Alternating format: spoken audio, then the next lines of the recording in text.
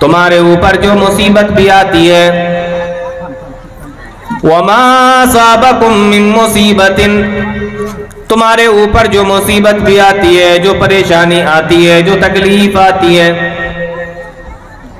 فبما کسبت ایدیکم، وہ تمہارے اپنے ہاتھوں کی کمائی ہوتی ہے، تمہارے اپنے کرتوتوں کا اور تمہارے اپنے اعمال کا نتیجہ ہوتا ہے۔ وما اصابکم من مصیبت فبما کسبت ایدیکم ویعفو عن کثیر، اور اللہ تعالیٰ تمہارے کتنے گناہوں کو، کتنے تمہارے کرتوتوں کو اور تمہارے کتنے ایسے اعمال کو جو تم کرتے ہو، اللہ تعالیٰ تو معاف کر دیتا ہے، اللہ اس سے پوچھ گچھ نہیں کرتا۔ اللہ تعالیٰ نے اس آیت میں یہ بتایا کہ دنیا کے اندر یہ جو مصیبتیں، پریشانیاں اور تکلیفیں پھیلی ہوئی ہیں، انسان اپنی مصیبتوں کے اندر جو گرفتار ہے وہ کسی اور وجہ سے نہیں آئی، وہ آئی ہے انسان کے اپنے کرتوتوں کی وجہ سے، وہ آئی ہے اپنے انسان کے اعمال کے وجہ سے، اس نے جو گناہ کیے ہیں اس کی وجہ سے۔ اس لیے اللہ تعالیٰ فرماتا ہے وَمَا أَصَابَكُم مِّن مُّصِيبَةٍ فَبِمَا كَسَبَتْ أَيْدِيكُمْ، تمہارے اوپر جو مصیبت آتی ہے وہ تمہارے اعمال کا نتیجہ ہوتی ہے، وہ تمہارے کرتوتوں کا نتیجہ ہوتی ہے، وہ تمہارے گناہوں کا نتیجہ ہوتی ہے۔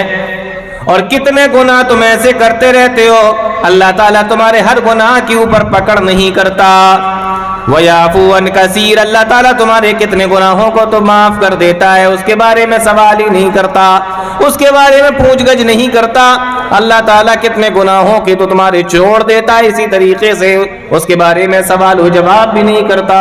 یعنی ہر گناہ کے بدلے میں اگر مصیبت آنے لگے، ہر گناہ کے بدلے میں اگر اللہ تعالیٰ پکڑ کرے، ہر گناہ کے بدلے میں اگر اللہ تعالیٰ تمہارے اوپر مصیبت نازل کرے تو انسان کی ساری زندگی مصیبت کے اندر گزر جائے گی۔ ہم اتنے گناہ کرتے ہیں تو اللہ تعالیٰ نے صاف فرما دیا، جو معاشرے کے اندر یہ جو حالات بنے ہوئے ہیں، سماج کے اندر، دیش کے اندر، ہمارے گھر، گاؤں، بستی کے اندر، یہ سب ہمارے کرتوتوں کا نتیجہ ہے۔ انسان گناہ کرتا ہے تو اس کے اوپر مصیبت آتی، گناہ کرتا ہے پریشانی میں مبتلا ہوتا ہے۔ حضرت نوح علیہ السلام کی قوم، اللہ تعالیٰ نے ان کے اوپر عذاب نازل کیا، طوفان آیا، پانی، اتنا پانی برسا، اتنا پانی، زمین سے بھی پانی نکلا اور آسمان سے بھی پانی آیا۔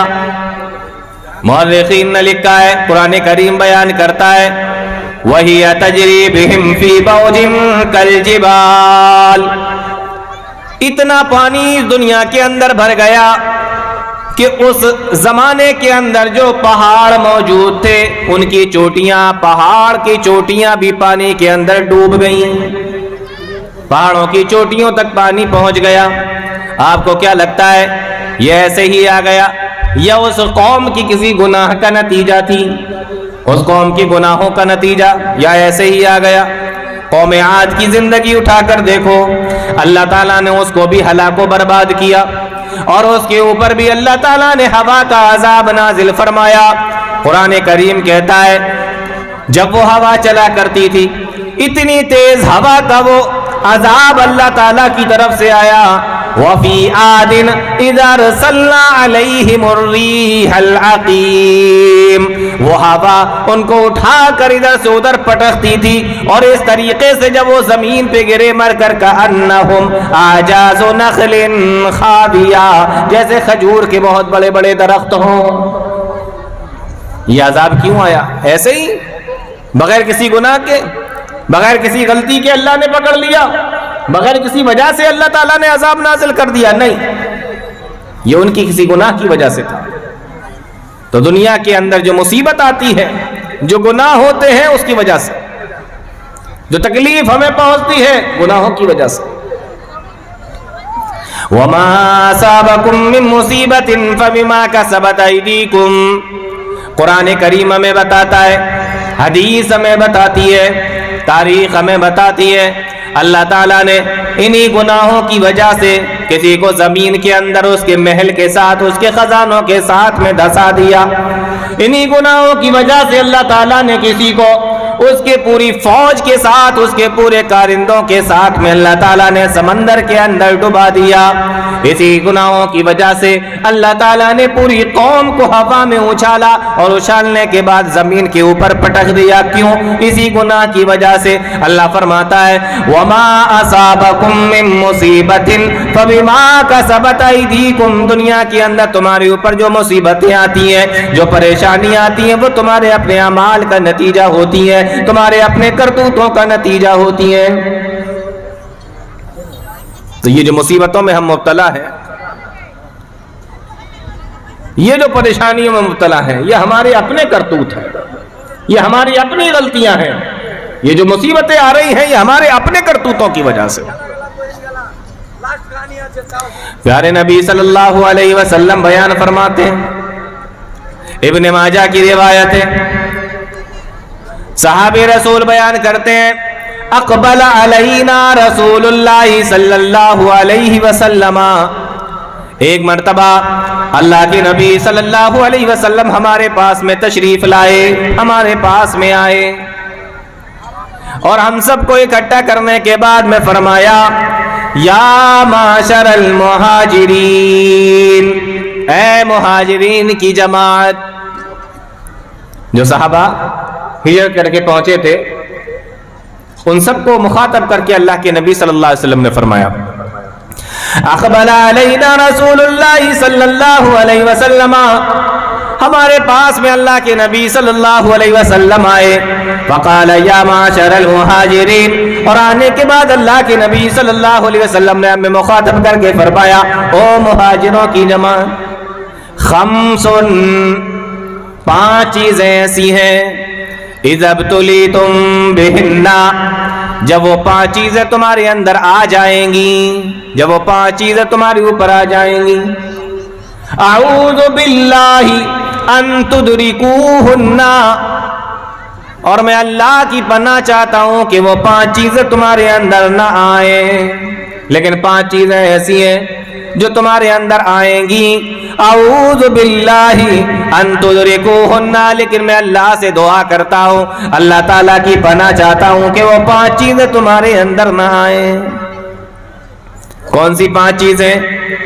پیارے نبی صلی اللہ علیہ وسلم نے مہاجرین کو مخاطب کر کے فرمایا، لیکن یہ 5 چیزیں پوری امت کے لیے آپ نے بیان فرمائی. پہلی چیز اللہ کے نبی صلی اللہ علیہ وسلم نے بیان فرمائی لم تظہر الفاحشۃ فی قوم قط حتی یعلنوا بها. او مہاجرین کی جماعت سن لو، جب کسی قوم کے اندر بے حیائی پھیل جائے گی، بدکاری پھیل جائے گی، زناکاری پھیل جائے گی، حتی یعلنوا بها، یہاں تک کہ وہ اس کو اعلانیہ طور پہ کرنے لگیں گے. پہلے انسان گناہ کرتا تھا، ڈرتا تھا، اللہ سے بھی ڈرتا تھا اور سماج سے بھی ڈرا کرتا تھا. لیکن آج دیکھو گناہ کرتا ہے تو کھلے عام ڈرتا نہیں ہے، بلکہ اس کو بتایا بھی کرتا ہے. گناہ بھی کرتے ہیں اور پوری ڈھٹائی کے ساتھ میں بتاتے بھی ہیں. آج نہ ہمیں اللہ کا ڈر ہے، نہ سماج کی کوئی شرم ہے. گناہ کرنے کے بعد ہم بڑے ہمت کے ساتھ میں، بڑی ڈھٹائی کے ساتھ میں لوگوں کے سامنے اس گناہ کو بیان بھی کرتے ہیں. ڈر نکل گیا دل کے اندر سے، شرم نکل گئی دل کے اندر سے. پہلے گناہ ہوا کرتے تھے چھپ کر لوگ کیا کرتے تھے، لیکن آج اعلانیہ طور پہ کر رہے ہیں. لم تظہر الفاحشۃ فی قوم، جب کسی قوم کے اندر بے حیائی پھیل جائے، بدکاریاں پھیل جائیں، حتی یعلنوا فیہا، یہاں تک کہ اعلانیہ طور پر ان کے اندر برائیاں ہونے لگے. الا فشا فیہم الطاعون والاوجاع. اللہ کے نبی صلی اللہ علیہ وسلم بیان فرماتے ہیں، او میرے صحابہ، او مہاجرین کی جماعت، اگر کسی قوم کے اندر بے حیائی اور برائی عام ہو جائے گی، پھیل جائے گی، اعلانیہ طور پر ہونے لگے گی، تو اللہ تعالیٰ اس کے بدلے میں الا فشا فیہم الطاعون والاوجاع، اللہ تعالیٰ اس کے بدلے میں طاعون جیسی بیماریاں اس قوم کے اندر مبتلا کر دے گا، اس قوم کے اندر بھیج دے گا، والاوجاع، اور خطرناک طریقے کی بیماریاں اس قوم کے اندر پھیل جائیں گی. آپ ذرا غور کریں، کس کس طریقے کی برائیاں ہمارے سماج کے اندر ہیں اور کس کس طریقے کی بیماریاں ہمارے سماج کے اندر ہیں. اللہ کے نبی فرماتے ہیں طاعون کی بیماری، یہ نام تو ہم نے بہت سنا ہوگا، لیکن پیارے نبی فرماتے ہیں والاوجاع، اور ایسی بیماریاں بھی قوم کے اندر، سماج کے اندر پیدا ہوں گی، التی لم تکن مضت فی اسلافہم الذین مضوا، ایسی بیماریاں تمہارے اندر پیدا ہو جائیں گی کہ اس سے تم سے پہلے کے لوگوں نے اس بیماری کا نام تک نہیں سنا ہوگا. آج دیکھیں نا کس کس طریقے کی بیماریاں ہیں. کسی نے سنا تھا کورونا کی بیماری آئی نا، ہزاروں لاکھوں کی تعداد میں لوگ مر گئے، کسی نے نام بھی نہیں سنا ہوگا، سوچا بھی نہیں ہوگا کہ کوئی ایسی بیماری بھی آ سکتی ہے. اسی بے حیائی کے نتیجے میں ایڈز جیسی بیماری وہ بھی آئی، اور کس کس طریقے کی بیماریاں سماج کے اندر، کس کس طریقے کی بیماریاں آج دنیا کے اندر الگ الگ ناموں کے ساتھ میں آتی ہیں. ہزاروں لاکھوں لوگ اس بیماری کے اندر مبتلا ہوتے ہیں، دنیا سے چلے جاتے ہیں، ختم ہو جاتے ہیں. اگر ہمارے پرانے بزرگوں سے پوچھو، پرانے بوڑھوں سے پوچھو، کیا تم نے اس بیماری کا کبھی نام بھی سنا تھا؟ التی لم تکن مضت فی اسلافہم الذین مضوا، انہوں نے اس کا نام بھی نہ سنا ہوگا. یہ وبائیں کیوں آ رہی ہیں؟ یہ بیماریاں کیوں آ رہی ہیں؟ یہ الگ الگ نام سے بیماریاں کیوں آ رہی ہیں؟ التی لم تکن مضت فی اسلافہم الذین مضوا، اللہ کے نبی جناب محمد رسول اللہ صلی اللہ علیہ وسلم نے ہمیں پہلے ہی بتا دیا تھا کہ کسی قوم کے اندر جب بے حیائی پھیل جائے گی، بدکاری پھیل جائے گی، عام ہو جائے گی، تو اللہ تعالیٰ اس کے بدلے میں الگ الگ طریقے کی، الگ الگ اور نئی نئی طریقے کی بیماریاں قوم کے اوپر مسلط کر دے گا، بیماریاں بھیج دے گا. وہ بیماریاں آ رہی ہیں تو پیارے نبی صلی اللہ علیہ وسلم نے پہلی چیز یہ بیان فرمائی. آج انسان پریشان ہے، کسی کو کورونا ہو گیا، کسی کو ڈینگو ہو گیا، عجیب و غریب طریقے کی بیماری. سوائن فلو یہ بھی ایک بیماری ہے، لاکھوں لوگ اس میں بھی مرے تھے. برڈ فلو یہ بھی ایک بیماری ہے. لوگوں کو لگتا ہے کہ یہ تو بخار اخار ہے، کچھ ابھی ختم ہو جائے گا، لیکن کتنے لوگ اس میں ختم ہوئے ہیں؟ کیوں ہیں؟ کیوں آ رہی ہیں یہ بیماریاں؟ کبھی غور کیا؟ پیارے نبی صلی اللہ علیہ وسلم کی اس حدیث پر غور کریں.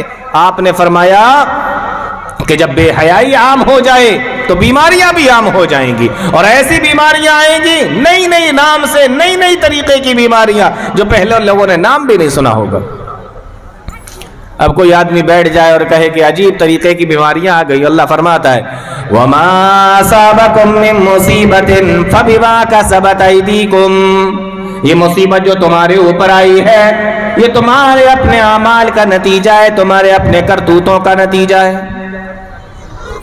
اسلام بے حیائی کو پسند نہیں کرتا، اسلام بدکاری کو پسند نہیں کرتا، بلکہ اللہ تعالیٰ نے قرآن کریم کے اندر تو یہاں تک فرمایا ان الذین یحبون ان تشیع الفاحشۃ فی الذین آمنوا، جو لوگ اس بات کو پسند کرتے ہو کہ سماج کے اندر بے حیائی پھیل جائے، لہم عذاب علیم فی الدنیا والآخرہ، اللہ تعالیٰ ان کو دنیا کے اندر بھی اور آخرت کے اندر دردناک عذاب دے گا.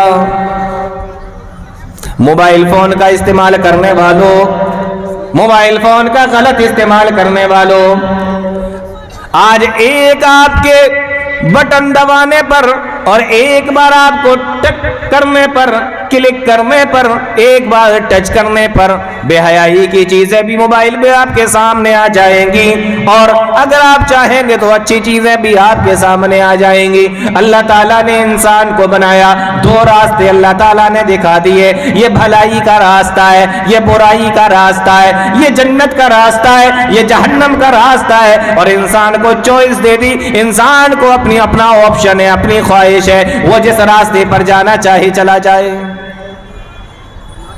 آدھی رات کا وقت ہے، انسان اپنے کمرے کے اندر لیٹا ہوا ہے، دروازہ بھی بند ہے، کوئی دیکھنے والا نہیں ہے، کوئی آنکھ اس کو نہیں دیکھ رہی ہے، موبائل فون اس کا اپنے ہاتھ میں ہے۔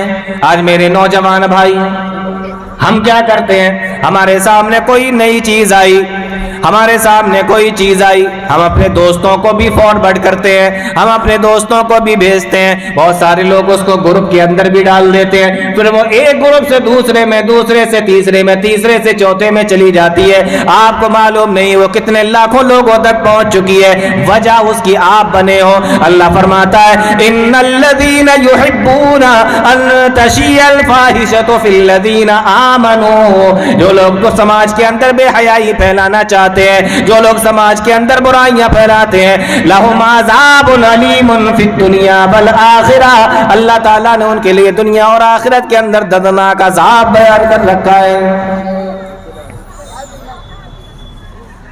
تو انسان کسی چیز کو دیکھتا ہے تو اس کو فارورڈ کرتا ہے۔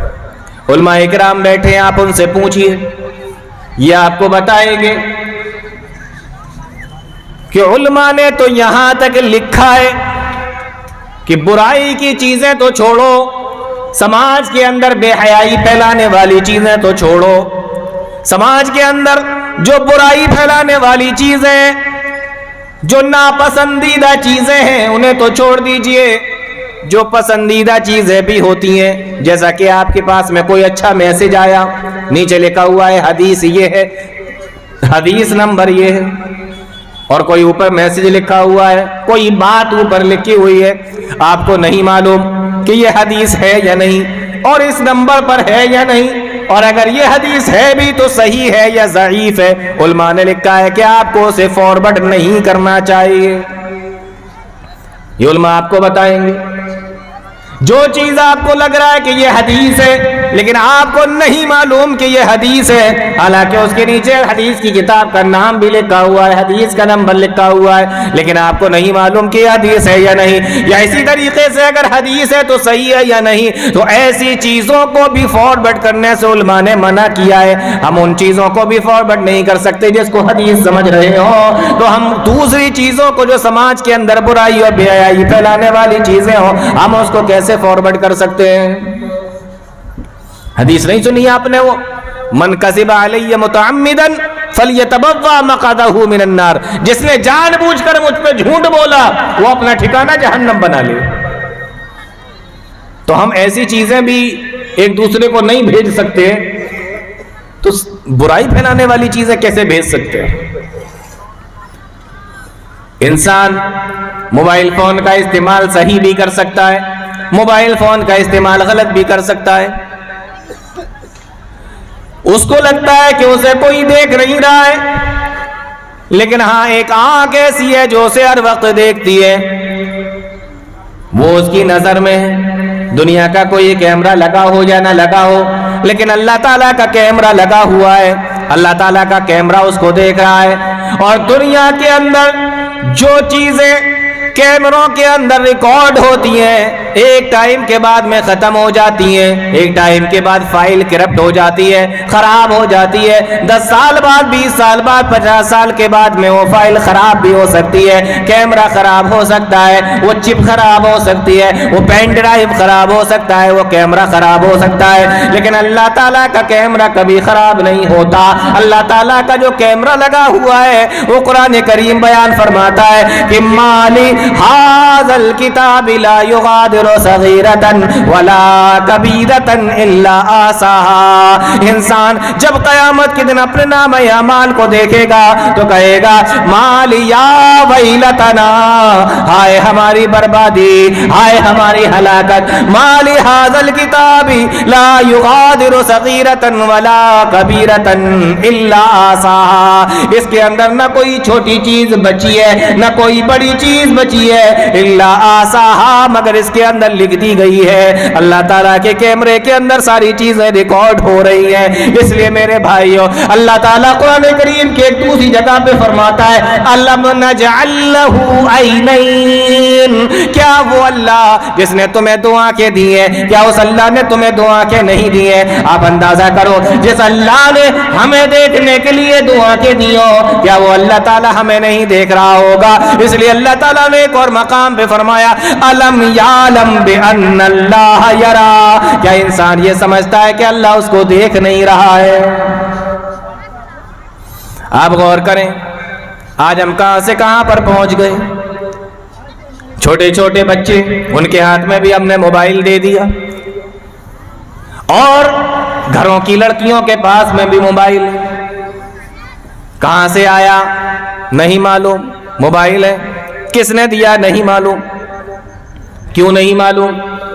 आपकी जिम्मेदारी है कि आप अपने घर के अंदर निगरानी करें। आपकी जिम्मेदारी है कि आप अपने घर में अपने बच्चों के ऊपर, अपने बेटों के ऊपर, अपनी बेटियों के ऊपर नजर रखें। यह आपकी जिम्मेदारी है। अल्लाह के नबी सल्लल्लाहु अलैहि वसल्लम ने एक हदीस के अंदर इरशाद फरमाया कि हर इंसान जिम्मेदार है और उससे उसकी जिम्मेदारी के बारे में, उसकी रियाया के बारे में उससे सवाल किया जाएगा। वर्रजुलु राइन फी अहलिही, और इंसान यानी मर्द भी अपने घर वालों के बारे में उससे सवाल पूछा जाएगा। वल्मरअतु राइयतुन फी बैति ज़ौजिहा, और औरत से भी उसके घर के बारे में सवाल किया जाएगा, यानी बीवी से भी पूछा जाएगा, शौहर से भी पूछा जाएगा, मर्द से भी पूछा जाएगा, औरत से भी पूछा जाएगा, माँ से भी पूछा जाएगा, बाप से भी पूछा जाएगा, उसकी औलाद के बारे में उससे सवाल किया जाएगा। क्या आपने हजरत मरियम अलैहिस्सलातु वस्सलाम वाकया नहीं सुना? हजरत मरियम जब छोटी सी है और हजरत ज़करिया अलैहिस्सलातु वस्सलाम की किफालत में कुरान करीम बयान करता है कि जब भी हजरत ज़करिया अलैहिस्सलातु वस्सलाम उनके पास में जाते, हजरत मरियम के पास, क्या देखते हैं? वजदा इंदहा रिज़्क़ा, वहां पर रोजी रखी हुई है, फल रखे हुए हैं, खाना रखा हुआ है। हजरत ज़करिया अलैहिस्सलातु वस्सलाम जब ये तमाम चीजों को देखते हैं, कहते हैं कि जिम्मेदारी तो मेरी है, लाकर मैं तुम्हें देता हूँ, खाने पीने की जिम्मेदारी मेरी है, फल वगैरह लाने की जिम्मेदारी तो मेरी है, मैंने तुम्हें लाकर दिया नहीं, फल यहाँ पे रखे हुए हैं। काला या मरियम अन्ना लकी हाज़ा, फौरन सवाल करते हैं, ए मरियम, ओ मेरी बच्ची बता ये तेरे पास में कहाँ से आया? हजरत मरियम का जवाब सुनो, कालत हुवा मिन इंदिल्लाह, कहा ये मेरे अल्लाह के पास से आया है, ये मेरे रब के पास से आया है, मेरे अल्लाह ने मुझे दिया। मालूम यह हुआ कि अगर माँ बाप अपने बच्ची के पास में या अपने बच्चे के पास में कोई ऐसी चीज देखें जो माँ बाप ने लाकर नहीं दी है, तो सवाल करें कि ये तेरे पास में कहां से आया। यह है जिम्मेदारी, आपको पूछना पड़ेगा, बेटे से भी पूछना पड़ेगा और बेटी से भी पूछना पड़ेगा। अगर माँ ने लाकर नहीं दिया, बाप ने लाकर नहीं दिया, तो ये तेरे पास में कहां से आया? हज़रत ज़करिया ने हज़रत मरियम से भी यही सवाल किया, या मरियम अन्ना लकी हाज़ा, जिनकी इस्मत की और जिनकी इज्जत के बारे में अल्लाह ताला ने कुरान करीम के अंदर बयान फरमाया, वल्लती अहसनत फरजहा, मरियम तो वो औरत थी जिन्होंने अपनी इज्जत की हिफाजत की है, उसके बावजूद भी मरियम से सवाल किया जा रहा है। आज हम अपने बच्चों से सवाल نہیں کرتے, آج ہم اپنی بچیوں سے سوال نہیں کرتے. آج ہمارے بچے کالج میں پڑھنے کے لیے جاتے ہیں, ہماری بچیاں بھی کالجوں میں پڑھنے کے لیے جاتی ہیں اور گفٹ لے لے کر کالجوں سے گھر پہ واپس آتی ہیں, گفٹ لے لے کر کالجوں سے گھر پہ واپس آتی ہیں. آج ان کے ماں باپ ان کو دیکھ کر خوش تو ہوتے ہیں لیکن سوال نہیں کرتے یا مریم انا لک ھذا, یہ سوال جو مریم سے حضرت زکریا نے پوچھا تھا وہ ان سے سوال نہیں کرتے. تو پوچھنا چاہیے کہ یہ کہاں سے آیا, یہ ذمہ داری ہے. قالت هو من عند اللہ, کہا یہ میرے رب کے پاس سے آیا ہے. اور پھر آگے فرمایا ان اللہ یرزق من یشاء بغیر حساب, اللہ تعالیٰ جس کو چاہتا ہے بغیر حساب و کتاب کے عطا فرماتا ہے. یہ اللہ تعالیٰ کی حکمت ہے, اس کی رحمت ہے, وہ جس کو چاہے بغیر حساب دے. آپ دیکھیں نا دنیا کے اندر امیر سے امیر آدمی آپ کو مل جائے گا. انسان کام کرتا ہے, محنت کرتا ہے, اللہ تعالیٰ اس کے بدلے میں اس کو دیتا بھی ہے اور خوب دیتا ہے, دیتا چلا جاتا ہے. یہ اللہ کی مرضی ہے, جس کو چاہے دے. ایک چیز میں یہاں پہ آپ کو بتا رہا ہوں, بڑی بہترین چیز, بڑی زبردست چیز ہے, اس کو یہاں سے لے کر جائیے. قرآن کریم بیان کرتا ہے جب مریم نے حضرت زکریا سے یہ کہا کہ یہ اللہ کے پاس سے آیا, مورخین نے لکھا ہے حضرت زکریا نے جب دیکھا کہ وہی اللہ, غور سے سننا اس بات کو, وہی اللہ جو مریم کو بغیر موسم کے پھل کھلا سکتا ہے, جو بغیر موسم کے مریم کو پھل دے سکتا ہے, تو حضرت زکریا جن کے گھر میں ابھی تک اولاد نہیں ہوئی تھی سوچنے لگے وہ اللہ تعالیٰ مجھے اولاد کیوں نہیں دے سکتا. قرآن کریم بیان کرتا ہے حضرت مریم کا جواب سننے کے بعد ہنالک دعا زکریا ربا, حضرت زکریا علیہ السلام نے اس وقت اپنے رب سے دعا کی. اور قرآن کہتا ہے اللہ تعالیٰ نے زکریا علیہ السلام کی دعا کو بھی سن لیا, اور حضرت زکریا علیہ السلام کی دعا کو سننے کے بعد اللہ تعالیٰ نے ان کو بھی بیٹا عطا فرما دیا. یہاں ایک بڑا بہترین نقطہ علماء نے بیان کیا ہے اور وہ آج میں آپ کو بتا کے جا رہا ہوں. نقطہ کیا ہے؟ حضرت مریم کے پاس میں دیکھا کہ پھل لگے ہوئے ہیں, دل میں خیال آیا کہ اللہ تعالیٰ مجھے کیوں نہیں دے سکتا. اسی وقت فوراً دعا کی, اللہ تعالیٰ نے فوراً دعا کو سن لیا.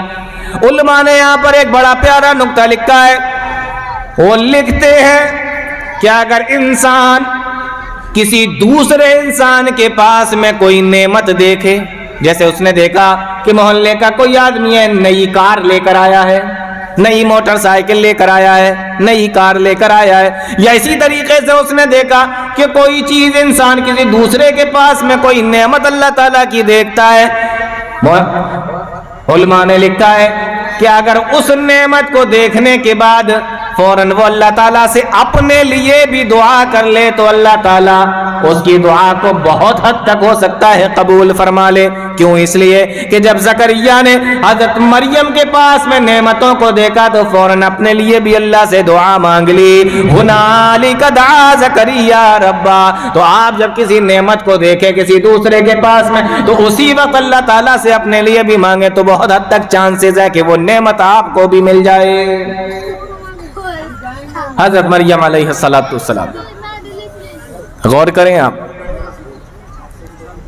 تو پیارے نبی صلی اللہ علیہ وسلم نے فرمایا لم تزار الفاحشۃ فی قوم حتی یعلنوا بها, جب بے حیائی پھیل جائے, اعلانیہ کھلے عام ہونے لگے, پیارے نبی فرماتے تو اللہ تعالیٰ اس کے بدلے میں سماج کے اندر کیا کرتا ہے, دنیا کے اندر کیا کرتا ہے, الا فشا فیہم الطاعون والاوجاع, اللہ تعالیٰ اس کے بدلے میں ایسی بیماریاں بھیج دیتا ہے, ایسی بیماریاں اس کے بدلے میں آتی ہیں. التی لم تکن مضت فی اسلافہم الذین مضوا, تم سے پہلے جو لوگ گزرے ہیں, جو بوڑھے گزرے ہیں, جو بزرگ گزرے ہیں, انہوں نے ان بیماریوں کے نام تک نہیں سنے ہوں گے. عبداللہ ابن عمر رضی اللہ تعالیٰ عنہ کو کون نہیں جانتا, بڑا مشہور واقعہ ہے. عبداللہ ابن عمر رضی اللہ تعالیٰ ایک مرتبہ ایک سفر میں جا رہے ہیں, گرمی کا زمانہ ہے اور دھوپ بھی بڑی تیز نکلی ہوئی ہے. عبداللہ ابن عمر رضی اللہ تعالیٰ عنہ راستے سے جا رہے ہیں, ساتھ میں کچھ اور لوگ بھی ہیں. آپ نے فرمایا اے لوگوں, آگے چل کر کوئی سایہ اگر نظر آئے تو وہاں پہ پڑاؤ ڈال لیتے ہیں, وہاں پر بیٹھیں گے, کچھ دیر آرام کریں گے, اسی کے سائے میں ظہر کی نماز بھی ادا کریں گے اور پھر کھانا بھی کھائیں گے, تھوڑی دیر آرام بھی کر لیں گے. ابھی آگے چلے جا رہے ہیں, گرمی کا زمانہ ہے, دھوپ سخت نکلی ہوئی ہے. مورخین نے لکھا ہے تھوڑی دور جانے کے بعد ایک پہاڑ کا سایہ ان کو نظر آتا ہے. پہاڑ کا سایہ جب وہ دیکھتے ہیں اپنے لوگوں سے کہتے ہیں کہ چلو یہیں پر تھوڑی دیر کے لیے رکتے ہیں. رک گئے. جب کھانا کھانے کا ٹائم آیا, دسترخوان لگایا گیا اور اس کے اوپر جب کھانا رکھا گیا, ابھی کھانا شروع نہیں کیا تھا, کھانا کھانے ہی کے لیے بیٹھے تھے. اتنے میں کیا دیکھتے ہیں کہ ایک چرواہا اپنی بکریوں کو لے کر اسی پہاڑ کے دامن میں آنا چاہتا ہے. اسی سائے کو تلاش کرتے ہوئے, شاید وہ بھی آ رہا ہوگا, اسی سائے کو تلاش کرتے ہوئے اپنی بکریوں کو ہانکتا ہوا لے کے آ رہا ہے. غور کرنے کی بات ہے میرے بھائیوں. حضرت عبداللہ بن عمر اپنے ساتھیوں سے کہتے ہیں کہ ابھی رک جاؤ, ابھی تھوڑی دیر کے لیے کھانا مت کھاؤ. جب وہ چرواہا ہمارے پاس میں آ جائے ہم اس کو بھی اپنے کھانے میں شامل کر لیں گے, وہ ہمارے ساتھ میں بیٹھ کر کھانا کھا لے گا, وہ ہمارے ساتھ میں بیٹھ کر کھانا کھائے گا, اس لیے تھوڑی دیر کے لیے رک جاؤ. اور آپ غور کریں, یہ حضرت عبداللہ ابن عمر رضی اللہ تعالیٰ عنہ کا معاملہ ہے. آج ہمارا معاملہ کیا ہے؟ ہم غریبوں کے ساتھ میں کھانا کھانا نہیں چاہتے, ہم مزدوروں کے ساتھ میں بیٹھ کر کھانا نہیں کھانا چاہتے. ہمیں جگہ بھی اسٹینڈرڈ چاہیے اور ہمیں ساتھ میں بیٹھنے والا بھی اسٹینڈرڈ چاہیے. ہماری حالت یہ ہے, اگر کسی غریب کے گھر سے کھانے کی دعوت آ جاتی ہے تو ہم نہیں جاتے ہیں, لیکن اگر کسی امیر کے گھر سے دعوت آتی ہے تو ہم بڑے شوق سے جاتے ہیں. غریب آدمی اگر اپنی یہاں کھانے پر بلائے, دعوت میں بلائے, اپنی یہاں شادی بیاہ کے اندر بلائے تو ہم اس کو جانا پسند نہیں کرتے ہیں, لیکن اگر امیر آدمی ہمیں بلاتا ہے تو ہم بڑے شوق سے جاتے ہیں. یہ ہماری حالت ہے. اور فرق کیا ہوتا ہے؟ فرق آپ اچھے طریقے سے جانتے ہیں. غریب آدمی کے گھر پہ جائیں گے, جس کپڑے سے وہ اپنے منہ کو صاف کرتا ہے, جس کپڑے سے وہ اپنے منہ کو صاف کرتا ہے, اسی کپڑے سے وہ آپ کے لیے کرسی کو بھی صاف کر دے گا اور اس پر آپ کو بٹھائے گا. یہ عزت دیتا ہے غریب آدمی. اور امیر آدمی کے گھر پہ اگر آپ کھانے کے لیے چلے جائیں, اس کی یہاں کوئی فنکشن ہے, کوئی شادی ہے, اس کی یہاں اگر آپ چلے جاتے ہیں تو وہ آپ سے سیدھے منہ بات بھی نہیں کرنے کو تیار ہے. وہ آپ سے صرف ملا ایک فارمالٹی کے طور پہ آپ سے ملاقات کرتا ہے اور آگے بڑھ جاتا ہے. اتنا بھی نہیں پوچھتا کہ آپ نے کھانا کھایا بھی ہے یا نہیں کھایا, آئے کب ہو. بس آپ خود سے جا کر اس کو اپنی شکل دکھانے کی کوشش کرتے ہو کہ دیکھو ہاں ہم تمہارے یہاں آ گئے ہیں, تمہارے یہاں ہم پہنچ گئے ہیں. یہ دونوں کی شادیوں میں, دونوں کی دعوتوں میں فرق ہوتا ہے. لیکن امیر آدمی کی یہاں ہر آدمی جانا چاہتا ہے, غریب کی یہاں نہیں جانا چاہتے. حضرت حسین رضی اللہ تعالیٰ جو پیارے نبی صلی اللہ علیہ وسلم کے نواسے ہیں, حضرت حسن اور حسین رضی اللہ تعالیٰ ان کے بارے میں آتا ہے کہ جب یہ کسی جگہ جایا کرتے تھے اور کسی ایسے جگہ سے نکلا کرتے تھے جہاں پہ غریب لوگ رہا کرتے تھے اور ایسے لوگ رہتے تھے جو فقیر ہوا کرتے تھے, غریب ہوا کرتے تھے, یہ ان کے ساتھ میں بیٹھ کر کھانا تناول فرمایا کرتے تھے. کوئی عار نہیں, کوئی شرم نہیں کہ میں کس خانوادے سے ہوں, میں کون ہوں, کچھ نہیں. حضرت عبداللہ بن عمر رضی اللہ تعالیٰ کہتے ہیں کہ رک جاؤ, ابھی اس کو آ جانے دو, ساتھ میں بیٹھ کر کھانا کھا لیں گے. وہ چرواہا بھی دھوپ سے بچنے کے لیے اور گرمی سے بچنے کے لیے اپنی بکریوں کو ہانکتا ہوا اس پہاڑ کے دامن میں لے کر آیا, اس پہاڑ کے سائے میں لے کر اپنی بکریوں کو لے کر آیا. مورخین نے لکھا ہے جب وہ چرواہا آ گیا عبداللہ ابن عمر رضی اللہ تعالیٰ عنہ نے اس کو بلایا, سلام و کلام ہوا اور پھر بات چیت ہوئی. عبداللہ ابن عمر کہتے ہیں آؤ میرے بھائی, تمہارا ہی تو انتظار ہو رہا ہے, دسترخوان لگا ہوا ہے, کھانا بھی تیار ہے, آ جاؤ ساتھ میں بیٹھ کر ہمارے کھانا کھاؤ. جب اس نے یہ سنا عبداللہ ابن عمر رضی اللہ تعالیٰ عنہ کو جواب دیتا ہے, کہتا ہے کہ آپ کھانا کھا لیجئے, میں روزے سے ہوں, میں آپ کے ساتھ میں کھانا نہیں کھا سکتا. سمجھ میں آ رہی ہے بات؟ عبداللہ ابن عمر رضی اللہ تعالیٰ عنہ اس کا یہ جواب سن کر حیران ہو جاتے ہیں. کہنے لگے اگر فرض روزے ہوتے, رمضان کے مہینے کے روزے ہوتے تو ہمیں معلوم ہوتا کہ رمضان کا مہینہ ہے روزے سے ہوگا, لیکن یہ تو رمضان کا مہینہ بھی نہیں چل رہا ہے, اتنی گرمی کا موسم ہے, چلچلاتی ہوئی شدت کی دھوپ نکلی ہے, اور اس نے کون سا روزہ رکھا ہے؟ عبداللہ ابن عمر نے اس سے سوال کیا کہ تو نے یہ کون سا روزہ رکھا ہے؟ کہنے لگا کہ میں نے نفلی روزہ رکھا ہے. میرے بھائیوں غور کروں, آج ہمیں فرض روزے رکھنا بھاری پڑ جاتے ہیں, آج ہم فرض روزے رکھنے سے بھی بچتے ہیں.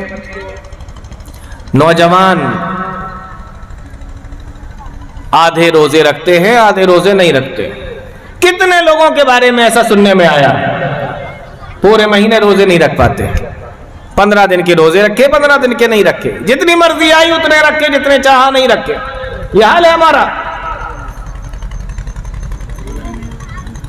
گھر پہ بیٹھ کر کھانا کھاتے ہیں روزے میں, رمضان کے مہینے میں, اور جب گھر سے باہر نکلتے ہیں تو منہ کو بالکل یوں صاف کر کے ایسے نکلتے ہیں کہ جیسے بیچارے کا بغیر سحری کا روزہ ہو.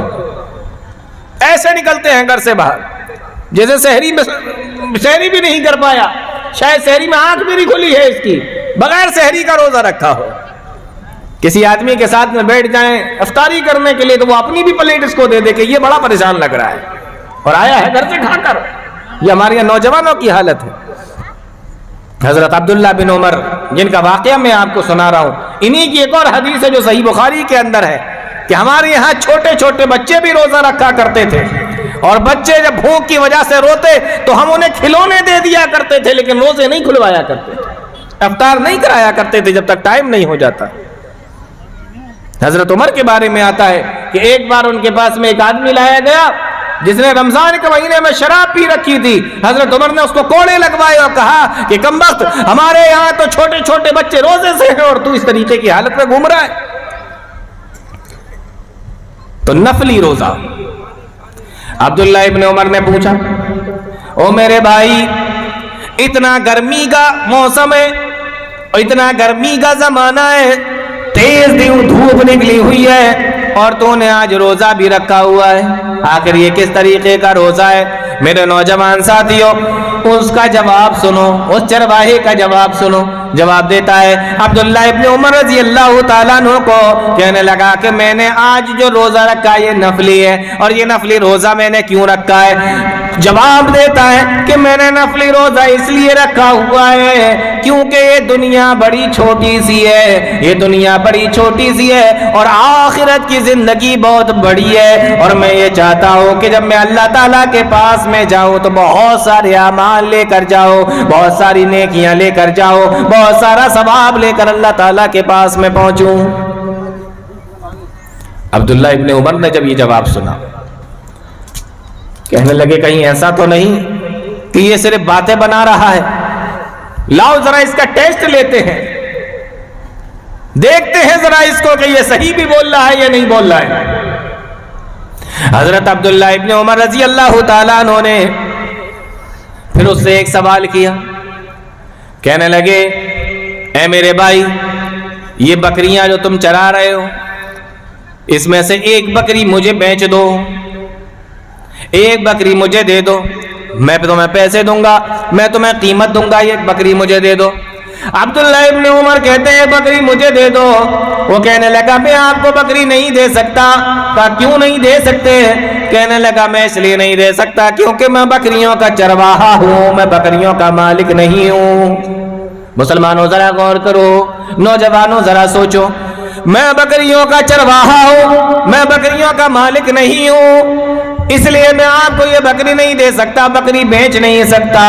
حضرت عبداللہ بن عمر نے کہا کہ اس جنگل کے اندر، اس بیابان کے اندر اگر تمہارا مالک تم سے پوچھے کہ بکری کہاں چلی گئی تو تم اس سے کہہ سکتے ہو کہ بکری کو بھیڑیا لے گیا۔ اور جنگلوں کے اندر بھیڑیے اور اس طریقے سے جنگلی جانور تو آیا کرتے ہیں، اگر انسان کو بھی اکیلا دیکھ لیتے ہیں تو اس کو بھی مار دیا کرتے ہیں، بکری کون سی بڑی چیز ہے؟ تمہارا مالک تم سے پوچھے گا تو کہہ دینا بکری کو بھیڑیا لے گیا اور اسی قیمت تم رکھ لینا، اور ابھی تمہارے سامنے ذبح کروں گا اور اس کا گوشت بناؤں گا، تھوڑا سا گوشت تمہیں بھی دے دوں گا، رات میں تم شام کے وقت میں اس سے افطار بھی کر لینا۔ آفر دیکھیں، آپ چیک کر رہے ہیں اس کو کہ صرف باتیں ہی تو نہیں بنا رہا ہے، یا اس کا روزہ اس کو کچھ فائدہ بھی پہنچا رہا ہے۔ کہنے لگے یہ بکری مجھے دے دو، اپنے مالک سے جا کر یہ کہہ دینا تمہارا مالک تمہیں دیکھ تو نہیں رہا ہے۔ جب اس نے یہ الفاظ سنے تو کہنے لگا کہ بے شک میرا جو مالک ہے وہ مجھے نہیں دیکھ رہا ہے، ان بکریوں کا جو مالک ہے وہ نہیں دیکھ رہا ہے، لیکن جو ساری کائنات کا مالک ہے، جو ساری کائنات کا چلانے والا ہے، وہ تو سب کچھ دیکھ رہا ہے۔ این اللہ، اس اللہ کو کیا جواب دوں گا؟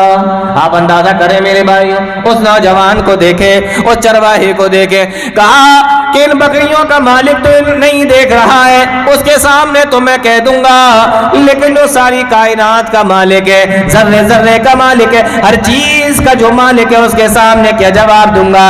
این اللہ، میرا اللہ تو مجھے دیکھ رہا ہے، میرا رب تو مجھے دیکھ رہا ہے، اس اللہ کے سامنے میں کیا جواب دوں گا؟ اس اللہ کو میں کیا جواب دوں گا؟ یہ کہا اور کہنے کے بعد اپنی بکریوں کو ہانکتا ہوا وہاں سے چلا گیا۔ عبداللہ ابن عمر رضی اللہ تعالیٰ عنہ نے جب اس کے یہ الفاظ سنے تو آپ کے دل کے اندر یہ الفاظ اتنے اندر تک چلے گئے کہ عبداللہ ابن عمر کی آنکھوں میں آنسو آ گئے۔ اس طریقے کا اثر ان الفاظوں کا ہوا، عبداللہ ابن عمر کی آنکھوں میں آنسو آ گئے، اور اس بکری کے چرواہے کو، اس چرواہے کو اور اس کی بکریوں کو جب وہ لے کے جا رہا تھا بڑی دیر تک دیکھتے رہے، جب وہ آنکھوں سے اوجھل ہو گیا، عبداللہ ابن عمر نے اپنے ساتھیوں سے کہا کہ اے لوگوں یہ کون ہے، کہاں کا رہنے والا ہے؟ لوگوں نے بتایا کہ یہ مدینہ کے اندر فلاں آدمی کا غلام ہے۔ نوجوان ساتھیوں غور سے سنو، کہا یہ کون ہے؟ کہا کہ یہ مدینہ کے اندر فلاں آدمی کا غلام ہے۔ عبداللہ ابن عمر کہتے ہیں کہ جب میں سفر سے واپس آؤں، مدینہ لوٹ کے آؤں تو مجھے اس کے بارے میں بتانا۔ جب سفر سے واپس آئے لوگوں نے اس کے بارے میں خبر دی، آپ اس کے گھر پہ گئے، دروازہ کھٹکھٹایا اور کہنے لگے، جب مالک اندر سے نکلا وہ آدمی اندر سے باہر آیا، کہنے لگے کون؟ کہا میں عبداللہ بن عمر، سلام و کلام ہوا، پوچھا کیسے آنا ہوا؟ کہا کہ میں تمہارا غلام خریدنا چاہتا ہوں۔ وہ آدمی کہنے لگا، وہ مدینہ کا رہنے والا کہنے لگا میرے پاس تو کئی غلام ہیں، تم کون سا غلام خریدنا چاہتے ہو؟ تم کون سے غلام کو خریدنا چاہتے ہو؟ کہا وہ بکریوں کو چراتا ہے، اس غلام کو میں تم سے خریدنا چاہتا ہوں۔ کہا اگر قیمت اچھی دو کہ تمہیں بیچنے کے لیے بھی تیار ہو، کہا قیمت بولو۔ عبداللہ ابن عمر نے اس کی قیمت کو ادا کر دیا، اور قیمت ادا کرنے کے بعد میں فرمایا کہ وہ بکریاں جو چراتا ہے اس کی بھی قیمت بولو۔ کہا اس کی قیمت بھی اس آدمی نے بتا دی، تو وہ بکریاں بھی حضرت عبداللہ ابن عمر نے اس سے خرید لی، اور اس کے بعد میں اس غلام کو بھی آزاد کر دیا، اور وہ ساری کی ساری بکریاں بھی عبداللہ ابن عمر رضی اللہ تعالیٰ عنہ نے اس کو دے دی۔ اور اس موقع پر عبداللہ ابن عمر نے ایک جملہ کہا تھا، وہ جملہ بڑے غور سے سننا۔ عبداللہ ابن عمر نے اس موقع پر ایک جملہ کہا، اور وہ جملہ یہ تھا کہ اے لوگوں، اس بندے نے، اس انسان کے، اس چرواہے کے ایک جملے نے کہ میرا اللہ تو مجھے دیکھ رہا ہے، اس کے ایک جملے نے، اس کے ایک جملے نے اس کو غلامی سے آزاد کرا دیا، اور اس کو غلامی سے آزاد کرا دیا۔ اور میں اللہ تعالیٰ سے یہ امید رکھتا ہوں کہ اس کا یہی ایک جملہ کہ میرا اللہ تو مجھے دیکھ رہا ہے، اس کو کل جہنم سے بھی آزاد کرا دے گا۔ یہ ہے اللہ تعالیٰ کا ڈر۔ تو انسان یہ سوچے کہ اللہ مجھے دیکھ رہا ہے، تو برائی کے ارادے اس کے دل سے نکل جائیں. کوئی دیکھے یا نہ دیکھے لیکن اللہ مجھے دیکھ رہا ہے. کہیں ریکارڈ ہو یا نہ ہو لیکن اللہ تعالیٰ کے کیمرے ہر جگہ لگے ہوئے. الم یعلم بان اللہ یرا، کیا وہ اللہ تمہیں نہیں دیکھ رہا ہے؟ اللہ تعالیٰ ہر چیز کا جاننے والا ہے. اس لیے میرے بھائیوں، میں بات کر رہا تھا موبائل فون کے استعمال کی. آج ہمارے نوجوان ساتھی، موبائل فون تمہارے پاس میں، ہر گھر کے اندر موبائل فون ہے، ہر انسان کے پاس میں موبائل فون ہے. آپ اس کو ٹچ کرو گے اچھی چیزیں بھی نکل آئیں گی، آپ اس کو ٹچ کرو گے بری چیزیں بھی نکل آئیں گی. ایسے موقع پر تمہیں اچھی چیزیں استعمال کرنا ہے، بری چیزیں استعمال کرنا ہے. اگر تمہارے دل کے اندر اللہ کا ڈر نہ ہو، اللہ کا تقویٰ نہ ہو، تو تم کس طریقے سے استعمال کرو گے؟ اللہ تعالیٰ نے دو راستے دکھا دیے، وَهَدَيْنَاهُ النَّجْدَيْنِ. فیصلہ آپ پر چھوڑ دیا ہے کہ آپ کہاں جاتے ہیں، کیا کرتے ہیں. آج دیکھیں نا لوگوں کی کیا حالت ہے. پہلے بڑے بوڑھے کہا کرتے تھے کہ نیکی کر دریا میں ڈال. مطلب یعنی آپ نے کوئی نیکی کر لی ہے، اب وہ کر کے بھول جائیے، آپ کر کے بھول جائیے، اللہ تعالیٰ کیا لے لینا. لیکن آج کل کیا ہوتا ہے، نیکی کر فیس بک پہ ڈال. لوگ نیکی کا کام کرتے ہیں اور یوں فوٹو کھینچتے ہیں، سیلفی لے رہے ہیں، اور سیلفی لے کر پھر اس کو ڈالتے ہیں. کسی کی مدد کرتے ہیں تو فوٹو کھنچاتے ہیں. آپ نے دیکھا ہوگا سردیوں کے دنوں میں کسی غریب کو کمبل دے رہے ہیں تو 3 لوگ فوٹو کھنچا رہے ہیں ساتھ. پتہ نہیں کیوں کھنچا رہے ہیں.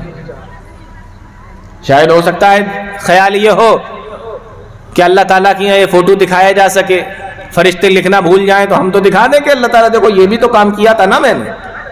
آپ کیا سمجھتے ہیں فرشتے لکھنا بھول جائیں گے؟ فرشتے نہیں لکھیں گے، اس لیے آپ فوٹو کھینچ کے رکھ لے رہے ہیں کہ چلو ہم دکھا دیں گے اگر فرشتے لکھنا بھول جائیں.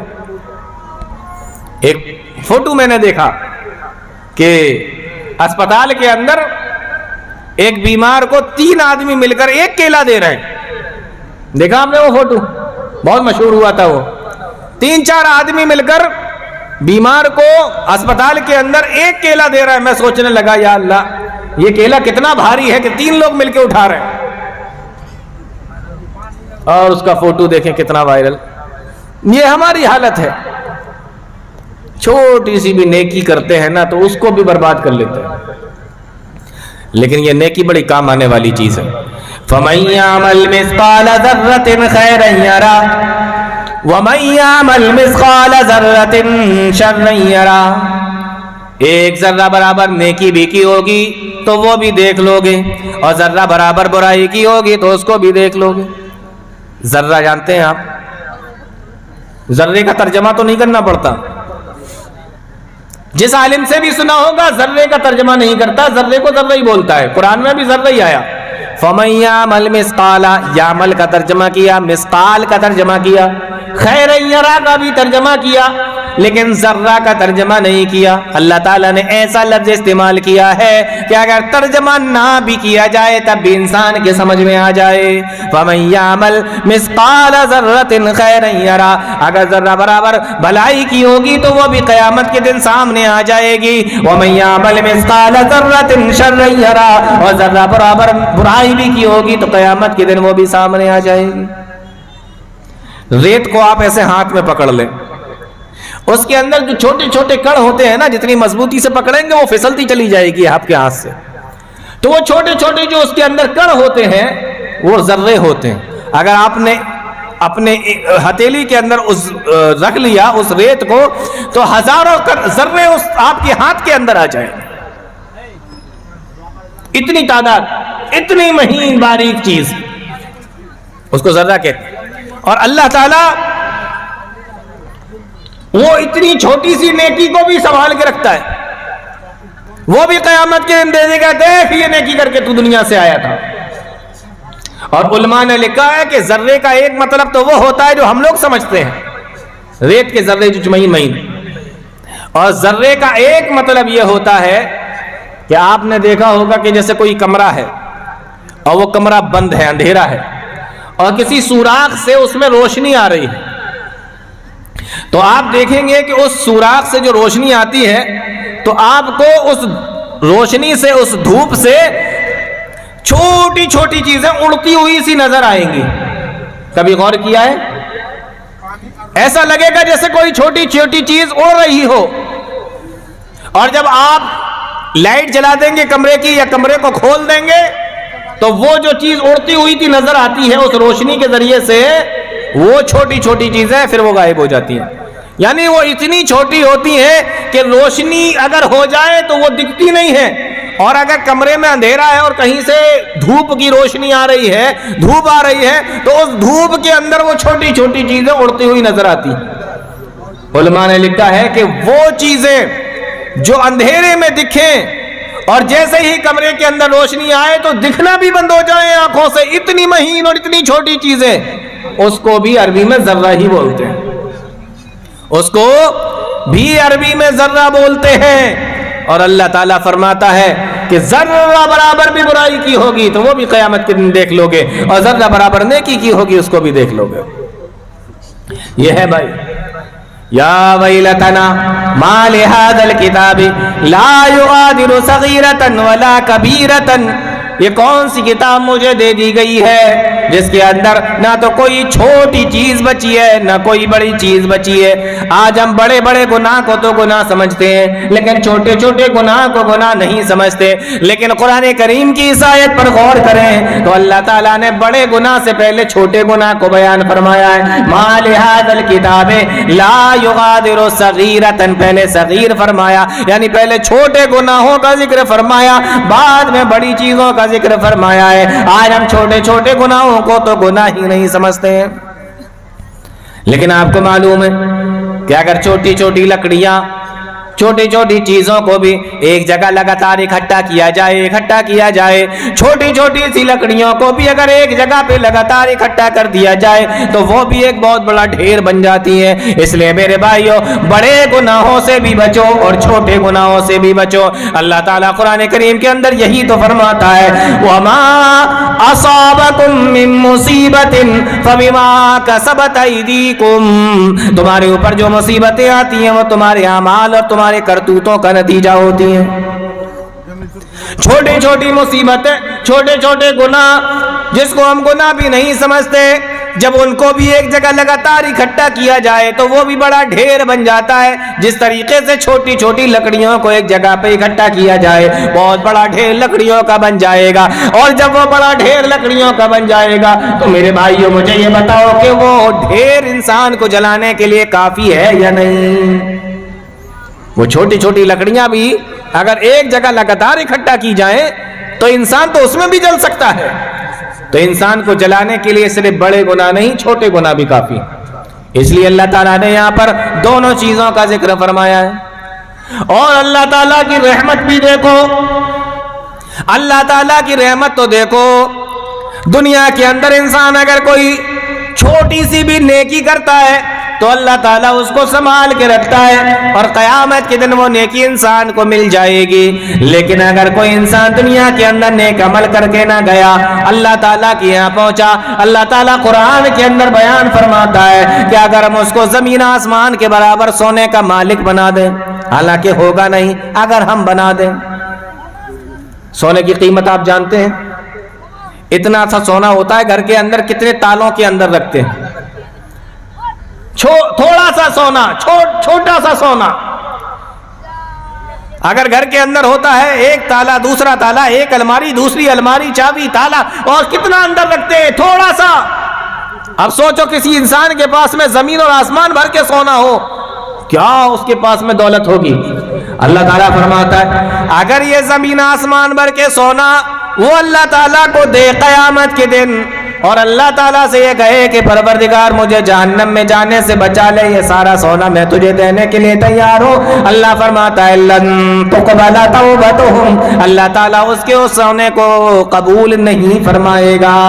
آپ اندازہ کریں, ابھی آپ دنیا کے اندر ہیں تو ذرہ برابر نیکی بھی کرتے ہیں, اللہ اس کو پسند فرماتا ہے, اللہ تعالیٰ اس کو اپنے پاس میں رکھتا ہے, سنبھال کے رکھتا ہے. لیکن قیامت کے دن اگر سونا بھر کر بھی اللہ تعالیٰ کو دو گے تو اللہ تعالیٰ اسے قبول نہیں کرے گا.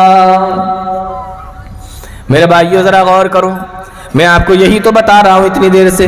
وَمَا أَصَابَكُم مِّن مُّصِيبَةٍ فَبِمَا كَسَبَتْ أَيْدِيكُمْ وَيَعْفُو عَن كَثِيرٍ.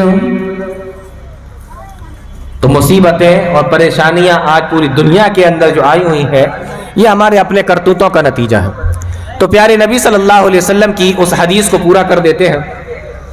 پیارے نبی نے فرمایا, تو پہلی چیز اللہ کے نبی نے یہ بیان فرمائی, لم تظہر الفاحشۃ فی قوم قط حتی یعلنوا فیہا الا فشا فیہم الطاعون والاوجاع التي لم تکن مضت فی اسلافہم الذین مضوا. اگر کسی قوم کے اندر بے حیائی پھیل جائے گی تو اللہ تعالیٰ اس کے بدلے میں ایسی ایسی بیماریاں قوم کے اندر بھیجے گا جن کے نام بھی ان کے باپ دادا نے نہیں سنا ہوگا. اور دوسری چیز اللہ کے نبی صلی اللہ علیہ وسلم نے بیان فرمائی, اے میرے صحابہ, دوسری چیز, اگر کوئی قوم زکوٰۃ نہیں نکالے گی, اگر کوئی قوم زکوٰۃ ادا نہیں کرے گی تو پھر اللہ تعالیٰ کیا کرے گا؟ اللہ تعالیٰ اس کے بدلے میں الا منع القطر من السماء, اللہ تعالیٰ آسمان سے بارش کو روک لے گا. اللہ تعالیٰ آسمان سے بارش کو روک لے گا. کیوں روک لے گا؟ لم یمنعوا زکاۃ اموالہم, اگر کسی قوم نے زکوٰۃ کے مال کو روک لیا, زکوٰۃ صحیح طریقے سے نہیں نکالتی, زکوٰۃ صحیح طریقے سے ادا نہیں کرتی, اگر کسی قوم نے زکوٰۃ کو صحیح طریقے سے ادا نہ کیا, اللہ تعالیٰ آسمان سے بارش کو روک لیتا ہے, اللہ تعالیٰ قحط سالی کے اندر مبتلا کر دیتا ہے, اللہ تعالیٰ سوکھے کے اندر مبتلا کر دیتا ہے. اور اللہ کے نبی صلی اللہ علیہ وسلم نے بیان فرمایا, لولا البہائم, اگر یہ دنیا کے اندر جانور نہ ہوتے, یہ چوپائے نہ ہوتے, لولا البہائم, اگر یہ چوپائے دنیا کے اندر نہ ہوتے تو اللہ تعالیٰ ایک بوند بھی آسمان سے بارش کی نازل نہیں کرتا. یہ کسی قوم کے اندر اگر یہ چیز پھیل جائے, کون سی؟ زکوٰۃ نہیں نکالیں گے. آج سماج کے اندر دیکھو, آج اپنی قوم کے اندر دیکھو, کتنے لوگ ہیں جو پابندی کے ساتھ میں زکوٰۃ کو نکالتے ہیں, پورے طور پہ نکالتے ہیں, گن گن کر نکالتے ہیں. اگر میرے بھائیوں لوگوں نے زکوٰۃ کو صحیح طریقے سے نکالا ہوتا, گن گن کر نکالا ہوتا, جتنی ان کے اوپر فرض ہو رہی ہے اتنا نکالا ہوتا, تو ہماری قوم کے اندر فقیروں کی تعداد نہ ملتی, ہماری قوم کے اندر بھکاریوں کی تعداد نہ ملتی, ہماری قوم کے اندر دیکھو کتنے پریشان حال لوگ ہیں, ان کی تعداد نہ ملتی. زکوٰۃ کو صحیح طریقے سے ادا نہیں کرتے. اس لیے آپ دیکھیں کہ سب سے زیادہ فقیر کہاں ملیں گے؟ مسلمانوں میں ملیں گے. کہیں چلے جائیں آپ, سب سے زیادہ بھکاری یہیں ملیں گے. کیوں؟ اس لیے کیونکہ انہوں نے زکوٰۃ کے سسٹم کو صحیح سے نافذ نہیں کیا. اگر ہمارے یہاں زکوٰۃ کا سسٹم صحیح طریقے سے نافذ ہو جائے, مان لیجئے یہ آپ کی بستی ہے, آپ اس میں رہتے ہیں, مجھے تو یہاں کی زیادہ جانکاری نہیں ہے, لیکن میں ایک اندازہ بتا رہا ہوں کہ یہاں کے سارے لوگ مل کر جس کے اوپر جتنی زکوٰۃ فرض ہو رہی ہے سب نکالیں, 10 لاکھ 20 لاکھ 50 لاکھ جتنی بھی زکوٰۃ فرض ہو رہی ہے جوڑ لیں, اور جوڑنے کے بعد سب صحیح طریقے سے نکالیں. مان لیجئے اگر 10 لاکھ ہوتی ہے, 20 لاکھ ہوتی ہے, 50 لاکھ ہوتی ہے, 1 کروڑ ہوتی ہے, جو بھی ہوتی ہو, ساری چیزوں کی ملا کے, مال کی, دولت کی, زمین کی, جائیداد کی, کھیتی باڑی کی, تمام چیزوں کی ملا کے جتنی بھی بنتی ہو, میں ایک اندازے کے مطابق بتا رہا ہوں, اگر 50 لاکھ بھی بنتی ہو, ہر سال انسان 50 لاکھ کی زکوٰۃ نکالے. آپ کی بستی کے اندر اگر ہر سال 50 لاکھ کی 50 لاکھ کی زکوٰۃ نکلے اسی بستی کے اندر, تو بتائیے اس بستی کے اندر کوئی غریب ملے گا آپ کو, کوئی فقیر ملے گا آپ کو, کوئی بھیک مانگنے والا ملے گا آپ کو؟ تو زکوٰۃ کے نظام کو ہم صحیح سے نافذ نہیں کرتے, اور اس کے بدلے میں ہوتا کیا ہے؟ سب سے زیادہ بھکاری آپ کو یہیں ملیں گے. تو یہ دوسری چیز اللہ کے نبی صلی اللہ علیہ وسلم نے بیان فرمائی. کہ اگر کوئی قوم لم یمنعوا زکات اموالہم، اگر کوئی قوم زکات کے مال کو صحیح طریقے سے ادا نہیں کرتی، اللہ تعالیٰ اس کے اوپر سے الا منع القطر من السماء، اللہ تعالیٰ اس کے اوپر سے بارش کو روک لیتا ہے. لولا البہائم لم یمطروا، اگر اللہ تعالیٰ نے زمین کے اوپر جانوروں کو پیدا نہ کیا ہوتا، جانوروں کو نہ بھیجا ہوتا، جانور اس دنیا کے اندر نہ رہے ہوتے کہ وہ کھائیں گے کیا، پیئیں گے کیا، تو اللہ تعالیٰ زکات روکنے کی وجہ سے اللہ تعالیٰ دنیا کے اندر بارش ہی نہیں برساتا. اندازہ کر لیں، بہت اچھے طریقے سے سوچ لیں. بہت سارے سب لوگ یہاں بیٹھے ہوں گے، سوچ رہے ہوں گے کہ ہم تو زکات ادا کرتے ہیں، لیکن میرے بھائیو کون سی زکات ادا کرتے ہیں؟ کیا پوری زکات جو آپ کے اوپر فرض ہوتی ہے وہ نکالتے ہیں، یا آپ کی مرضی کے مطابق زکات نکالتے ہیں؟ کیا آج مال میں سے دے دیتے ہیں، اگلی بار میں زمین میں سے دے دیں گے، اور اگلی بار میں یہ جو ہمارا غلہ ہے اس میں سے دے دیں گے؟ یہ ساری چیزوں کی ملا کر ساری چیزوں کے الگ الگ طریقے سے صحیح طریقے سے نکالتے ہیں. یہ فیصلہ آپ کو کرنا ہے میرے بھائیوں. میں اپنی بات ختم کر رہا ہوں جلدی سے. تیسری چیز اللہ کے نبی صلی اللہ علیہ وسلم نے بیان فرمائی. کیا بیان فرما رہے ہیں آپ نے فرمایا لم ينقص المكيال والميزان. غور سے سن لینا. پہلی چیز تو آپ نے فرما دی تھی کہ اگر کسی قوم کے اندر بے حیائی پھیل جائے اللہ بیماریوں میں مبتلا کر دیتا ہے.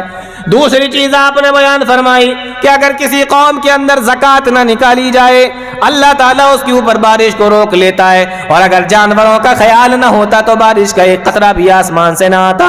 تیسری چیز اللہ کے نبی صلی اللہ علیہ وسلم بیان فرماتے ہیں لم ينقص المكيال والميزان، اگر کسی قوم کے اندر ناپ تول کے اندر کمی شروع ہو جائے، اگر کسی قوم کے اندر ناپ تول کے اندر کمی ہو جائے، انسان جب لینے کی کوشش کرے تو زیادہ لے اور جب دینے کی کوشش کرے تو کم دے، ناپ تول کے اندر کمی کرے. ایک چیز تو یہ ہے ناپ تول میں کمی. اور دوسری چیز یہ سمجھ لیجئے کہ انسان جب اپنے حق کی بات کرے تو پورا لینے کی کوشش کرے. بہت اچھے طریقے سے سمجھ لیجئے کہ ایک تو یہ ہے کہ آپ ناپ تول کے دے رہے ہیں، کسی سامان کو خرید رہے ہیں، بیچ رہے ہیں، آپ نے اس سے پیسے تو پورے لیے لیکن مال گڑبڑ دے دیا. آپ نے اس سے پیسے تو پورے لیے لیکن جھوٹ بول کر جھوٹی قسم کھا کر اپنے سامان کو بیچا. آپ نے اس سے پیسے تو پورے لیے لیکن مال کو آپ نے اسے پورا نہ دیا. ایک طریقہ تو یہ ہے. اور دوسری چیز یہ ہے کہ جب آپ کے حق کی بات آئی تو آپ 100% اپنا پورا حق لینا چاہتے ہیں، لیکن جب حق کے ادا کرنے کی بات آتی ہے تو آپ اپنے طریقے سے حق صحیح سے ادا نہیں کرتے. مولانا ہمارے باپ نے ہمارے ساتھ میں اچھا نہیں کیا. اچھا تو اپنے باپ کے ساتھ میں اچھا کر رہا ہے؟ ہماری اولاد نے ہمارے ساتھ میں اچھا نہیں کیا، تو نے صحیح کیا، تربیت صحیح دی اپنی اولاد کو. ہمارا پڑوسی اچھا نہیں ہے، تو اپنے پڑوسی کے لیے اچھا ہے. ہمارے رشتہ دار اچھے نہیں ہیں، تو ٹھیک ہے اپنے رشتہ داروں کے لیے. تو جب حق لینے کی بات آئے تو پورا لیا جائے، اور جب حق ادا کرنے کی بات آئے تو آپ حق ادا نہ کریں. لم ينقص المكيال والميزان. اللہ کے نبی صلی اللہ علیہ وسلم فرماتے ہیں اگر کسی قوم کے اندر ناپ تول کے اندر کمی آ جائے الا اخذوا بالسنین، اللہ تعالیٰ ایسی قوم کو قحط سالی کے اندر مبتلا کر دیتا ہے. وشدت المعونہ، اور بڑے غور سے سن لینا میرے بھائیوں، اللہ کے نبی صلی اللہ علیہ وسلم فرماتے ہیں وشدت المعونہ، تو اللہ تعالیٰ اس کو تندرستی کے اندر مبتلا کر دیتا ہے، فقر و فاقے کے اندر مبتلا کر دیتا ہے.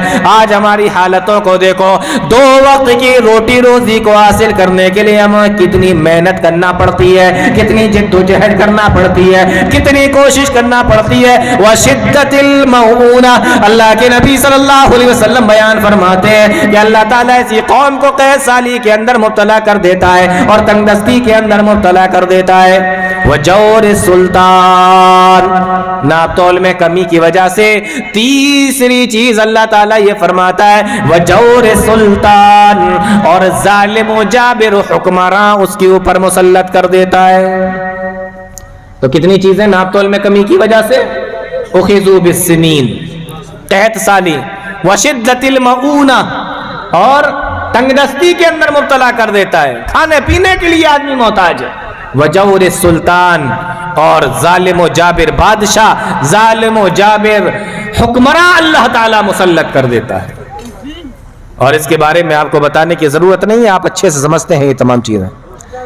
چوتھی چیز اللہ کے نبی صلی اللہ علیہ وسلم نے بیان فرمائی، لم ينقضوا عہد اللہ وعہد رسولہ، لم ينقضوا عہد اللہ وعہد رسولہ، اگر کوئی قوم اللہ سے کیے ہوئے وعدے کو توڑ دیتی ہے اور پیارے نبی صلی اللہ علیہ وسلم سے کیے ہوئے وعدے کو توڑ دیتی ہے، الا سلط اللہ علیہم عدوا من غیرہم، تو اللہ تعالیٰ اس کے اوپر دشمنوں کو مسلط کر دیتا ہے۔ آج ہم نے اللہ تعالیٰ سے بھی ایک وعدہ کیا تھا، وَإِذْ أَخَذَ رَبُّكَ مِن بَنِي آدَمَ مِن ظُهُورِهِمْ ذُرِّيَّتَهُمْ وَأَشْهَدَهُمْ عَلَىٰ أَنفُسِهِمْ، اللہ تعالیٰ نے جب انسان کو حضرت آدم کی پیٹھ کے اوپر ہاتھ پھیرا اور یہ ساری نسل نکل کے باہر آئی تو سوال کیا تھا، الستُ بربکم، کیا میں تمہارا رب نہیں ہوں؟ قالوا بلا شہدنا، سب نے کہا تھا کہ ہاں تو ہمارا رب ہے۔ آج ہماری حالتوں کو دیکھو، ہم کیا کر رہے ہیں؟ ہم اللہ کو رب مان کے راضی بھی ہیں یا نہیں ہیں؟ نبی سے بھی وعدہ کیا کہ نبی کے شریعت کے مطابق کام کریں گے، لیکن ہم نے اس کو بھی توڑ دیا، نہ قرآن کا لحاظ کیا، پاس و لحاظ رکھا، نہ حدیث کا پاس و لحاظ رکھا۔ اللہ کے نبی فرماتے ہیں اگر کوئی قوم اللہ سے کیے ہوئے وعدے کو توڑ دیتی ہے اور پیارے نبی صلی اللہ علیہ وسلم سے کیے ہوئے وعدے کو توڑ دیتی ہے، الا سلط اللہ علیہم عدوا من غیرہم، اللہ تعالیٰ ان کے اوپر دشمنوں کو مسلط کر دیتا ہے۔ اور وہ دشمن کیا کرتے ہیں؟ وَأَخَذُوا بَعْضَ مَا أَيْدِيهِمْ، اور وہ دشمن جب ان کے اوپر مسلط ہو جائیں گے تو ان کے ہاتھ سے اور وہ دشمن ان کے اوپر جب مسلط ہو جائیں گے تو وہ دشمن ان کے ہاتھوں سے ان کے پاس میں جو چیزیں ہیں اس کو چھیننے لگیں گے، اس کو لے لیں گے۔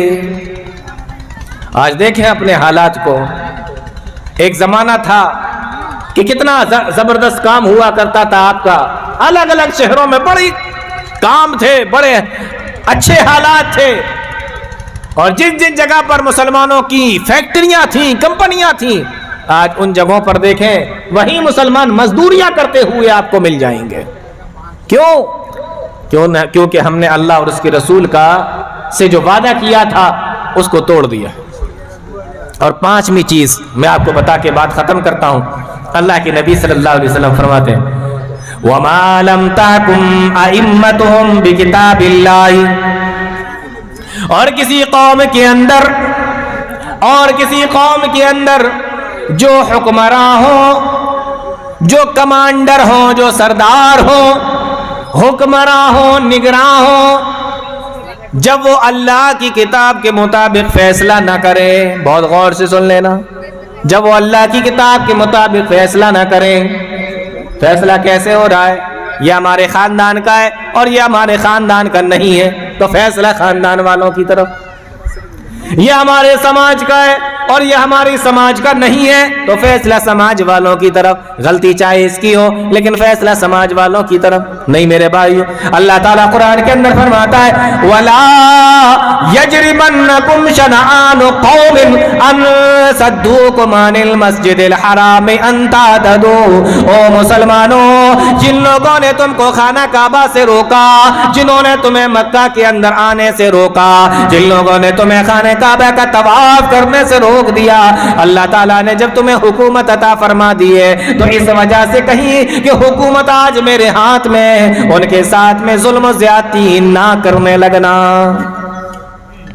اعدلوا هو اقرب للتقوی، انصاف سے کام لینا۔ وما لم تحکم ائمتهم بکتاب اللہ، کتاب اللہ کے مطابق فیصلہ نہ ہو۔ اور آج دیکھ لیجئے عدالتوں میں کیا ہو رہا ہے، پنچایتوں کے اندر کیا ہوتا ہے، سماج کے اندر کیا ہوتا ہے، جو طاقتور ہوتا ہے فیصلہ اس کے حق میں کر دیا جاتا ہے، غریب کی تو کوئی سننے کے لیے تیار نہیں ہوتا۔ اللہ کے نبی صلی اللہ علیہ وسلم فرماتے ہیں کہ جب یہ چیز کسی قوم کے اندر آ جائے کہ اس کے حکمراں، اس کے نگراں، اس کے سرپنچ، اس کے مکھیا اگر اللہ کی کتاب کے مطابق فیصلہ نہ کریں، اللہ جعل اللہ باسہم بینہم، اللہ تعالیٰ پھر ان کے درمیان میں پھوٹ ڈال دے گا، اللہ تعالیٰ ان کے دلوں کے درمیان میں دشمنیاں پیدا کر دے گا، اللہ تعالیٰ ان کے دلوں کے اندر دشمنی پیدا کر دے گا۔ جی تو کچھ سمجھ میں آ رہی ہے بات؟ آج غریب آدمی امیر کا دشمن ہے، امیر آدمی غریب کا دشمن ہے، بھائی بھائی کا دشمن ہے۔ سماج کے اندر دیکھیں آپ، خاندان کے اندر لوگوں کی آپس میں نہیں بن رہی ہے، ایک سماج کی دوسرے سماج سے نہیں بن رہی ہے، ایک برادری کی دوسرے برادری سے نہیں بن رہی ہے، ایک گاؤں والوں کی دوسرے گاؤں والوں سے نہیں بن رہی ہے۔ کیوں؟ اللہ کی کتاب کے مطابق فیصلہ نہیں ہو رہا ہے، دشمنیاں دلوں کے اندر، نفرتیں دلوں کے اندر آ گئی ہیں۔ تو پیارے نبی صلی اللہ علیہ وسلم نے فرمایا تھا کہ 5 چیزیں ایسی ہیں جب وہ کسی قوم کے اندر آ جائیں گی تو پھر 5 چیزیں ان کے اندر آئیں گی۔ تو میں نے اس حدیث کو بیان کیا اور اس کے بدلے میں جو 5 چیزیں آنے والی تھیں ان چیزوں کو بھی میں نے بیان کر دیا۔ پہلی چیز اللہ کے نبی صلی اللہ علیہ وسلم نے فرمائی تھی کہ اگر بے حیائی پھیلے گی تو بیماریاں آئیں گی، اور دوسری چیز اللہ کے نبی نے فرمائی تھی کہ اگر ناپ تول میں کمی ہوگی تو تحت سالی آئے گی اور ظالم و جابر حکمراں مسلط کر دیا جائے گا۔ تیسری چیز اللہ کے نبی نے فرمائی تھی کہ زکوٰۃ اگر نہیں نکالی جائے گی تو بارش کو روک لیا جائے گا۔ چوتھی چیز آپ نے فرمائی تھی کہ اگر اللہ اور اس کے رسول سے کیے ہوئے وعدے کو توڑ دے گی اللہ دشمنوں کو مسلط کر دے گا۔ اور 5ویں چیز اللہ کے نبی صلی اللہ علیہ وسلم نے فرمائی تھی کہ اگر کوئی اللہ کی کتاب کے مطابق فیصلہ نہیں کرے گا تو اللہ تعالیٰ دلوں کے اندر نفرتیں پیدا کر دے گا۔ میں نے آپ کو شروع میں ہی کہا تھا کہ سماج کے اندر اگر امن پیدا کرنا ہے تو اپنے اندر سے برائیوں کو ختم کرنا پڑے گا۔ یہی اس کانفرنس اور یہی اس جلسے کا میسج ہے، یہی اس جلسے کا میسج ہے آپ لوگوں کے لیے۔ اس لیے اللہ تعالیٰ نے فرمایا وما اصابکم من مصیبت فبما کسبت ایدیکم، جو مصیبتیں، جو پریشانیاں تمہارے اوپر آتی ہیں وہ تمہارے اپنے کرتوتوں کا نتیجہ ہوتی ہیں، اور کتنی گناہوں اور کتنی تمہاری کرتوتوں کو تو اللہ تعالیٰ ایسے ہی معاف کر دیتا ہے۔ اللہ تعالیٰ ہم تمام لوگوں کو نیک عمل کی توفیق عطا فرمائے، اللہ تعالیٰ ہم تمام لوگوں کو قرآن و حدیث کو سمجھنے کی، اس پہ چلنے کی توفیق عطا فرمائے، اور جو غلطیاں، جو خطائیں، جو گناہ ہم سے ہوتے رہتے ہیں اللہ تعالیٰ ان سے درگزر فرما کر ہماری مغفرت فرمائے۔ آمین یا رب العالمین۔ وآخر دعوانا الحمدللہ رب العالمین، والسلام علیکم ورحمۃ اللہ۔